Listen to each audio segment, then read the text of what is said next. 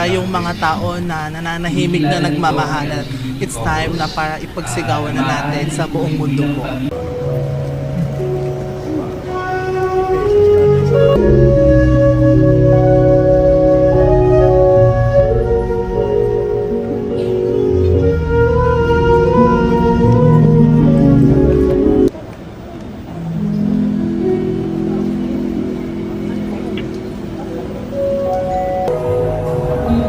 I'm Janine Petina. Catherine Grefiel po. We're 3 years po na together. Tsaka taga District 6 po kami, Apollonia Samson. Quezon City po.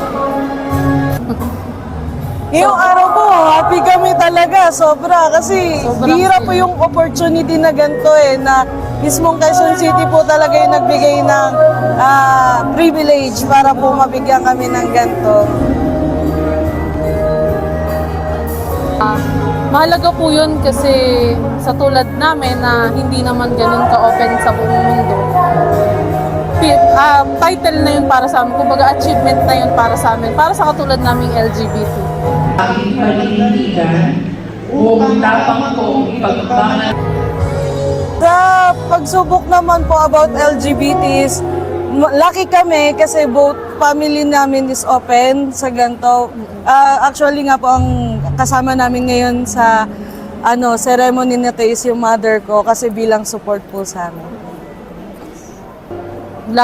Laging, lalo na sa amin parehas na babae, laging may tanong na, sino sa inyo lalaki? Laging may ganun. Although alam naman nila na parehas kaming babae, yun yung lagi namin na-encounter. 5 to 10 years from now po, siguro we still together pa rin po. Kasi, Successful. yun, success po talaga na, kumbaga, yun yung nilulook up namin na balang araw, nandun pa rin, kami pa rin yung magkasama. Yes. Affirmed, newly affirmed. Life partners, maraming salamat. Sa Philippines po na hindi lang po sila ang may karapatan na pagmamahal, kundi pati din po kami. Kaya yung mga tao na nananahimik na nagmamahalan, it's time na para ipagsigawan na natin sa buong mundo po. Para po sa amin, opo, handa naman na po kami sa lahat ng mga responsibles para po sa mga totoong nagkakasal. Kasi tao din naman din po kami na nagmamahal at may pangarap na maging mag-asawa po.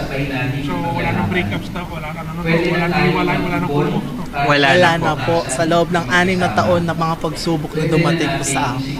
Okay po. Bali, ang message ko po para po sa mga tao na nananahimik, so yun, huwag tayo matakot kasi kung alam naman natin na tunay tayo at tao din tayo na nagmamahal. So, ang message ko lang na ipagsigawan natin ang taong mahal natin. Kaya nga natin siya pinili, kaya natin siya minahal dahil para ipagsigawan sa mundo.